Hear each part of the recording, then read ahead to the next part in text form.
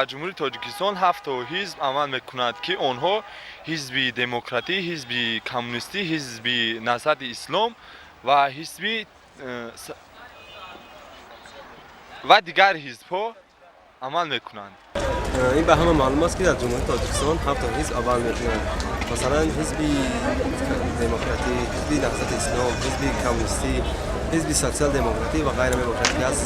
یکی از بهترین حزب‌های این حزب دموکراتی به حساب می‌آید. شما در تاجیکستان چند تا حزب سیاسی هست؟ نمیدونم. حزب سیاسی؟ هفته باشه. مثلا کدام ها بود؟ حزب سیاسی از 6 تا. مثلا کدام ها؟ حزب خلقی دموکراتیک جمهوری تاجیکستان، حزب دموکراتیک جمهوری تاجیکستان، حزب نهضت اسلام، حزب سوسیال دموکراتیک جمهوری تاجیکستان و حزب اگراری که تا حال تصدیق نگردیده است. همین حزب‌ها در جمهوری تاجیکستان فعالیت میکنند. میدونم یک چند تا هستند. ممکن 3 تا باشد، ممکن 4 تا باشد، اما من به این یگان تای آنها سرکار ندارم. چون که وقت ندارم برای اون. وقتی که یگان حزب اعضا شدید البته همون سرقانونی همون حزب حمایت میکنید و او را رعایت میکنید. برای همون من که اعضا نیستم میخوادم سرکار ندارم. که میدونم باشه هم جنگایت شدن من 80 درد نگم من گیم کمیندم بودم من جرنه که مجزر بیا هفته ما چیکار دلوار بشه گاز دنیم 8 حزب سیاسی عمل میکنن. حزب خلقی دموکراتی، حزب دموکراتی، حزب نهضت اسلام، حزب سوسیال دموکرات، حزب اقتصادی.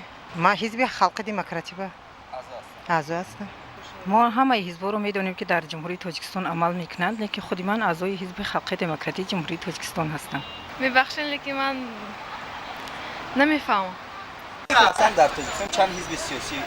نه کمو در دستای کیم چیگه خواندستیم.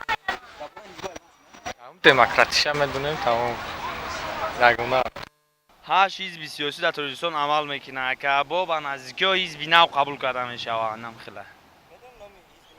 تاجیکستانی نو که حزب تاجیکستانی نو. از همین حزب یگان چه رهبرش میدونید رئیسش؟ از همین 8 حزب کی گفتیم؟ علیم بابایف، محیدین کبیری، سفر حزب نوی که در تاجیکستان برقرار میگردد روبرش زید سعید که ما اکاجون خیلیش در واپشه اینترس ندارم اکاجون. اومد در دوره یگان حزب فردگی نیست؟ نه اکاجون این نمی فرافام اکاجون. حزب دموکراتی، حزب اسلامی، حزب کمونیستی، حزب 4 حزب هست، 4 تا حزب 4 شبیه. در جریان اهم حزب جمهوری حزب دموکراتی. نخسترین حزب. و برای پیش رفته که جامعیت و سیاستی دولت همه شده و همه حزب دموکراتی. میدونید که مثلا رئیسش کی است؟ حزب کمونیستی رو میدونم شبدال. حزب دموکراتی را که خودم که در دین اسلام اصلا حزب نهضت اسلام همین رو میدونیم معلومات داریم تمام.